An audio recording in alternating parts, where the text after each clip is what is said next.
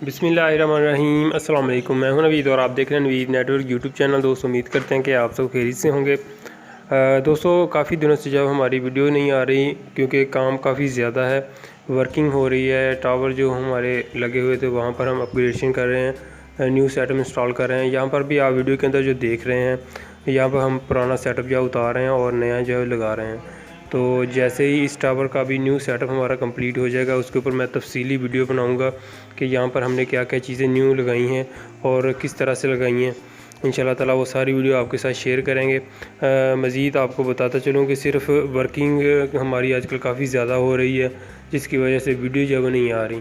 तो इंशाल्लाह ताला जैसे ही हमारा काम कंप्लीट हो जाएगा रेगुलर वीडियो आएंगी। तो इस वीडियो में भी आप देख सकते हैं कि हम यहाँ पर वर्किंग कर रहे हैं और ये ISP से रिलेटेड है। ये हमारा वायरलेस टावर था यहाँ पर, जिसके नीचे ये यहाँ पर ब्रिजिंग के लिए जो हमारा सामान लगा हुआ है, तो ये हम चेंज कर रहे हैं। और कह लें कि काफ़ी जो है वो यहाँ पर जो डिस्टर्बेंस हो रही थी, तो आज हमने उसको क्लियर करना है।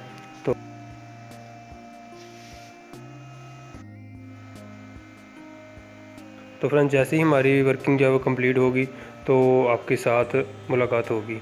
तो अपना बहुत सा ख्याल रखिएगा, दुआ में याद रखिए। अल्लाह हाफिज़।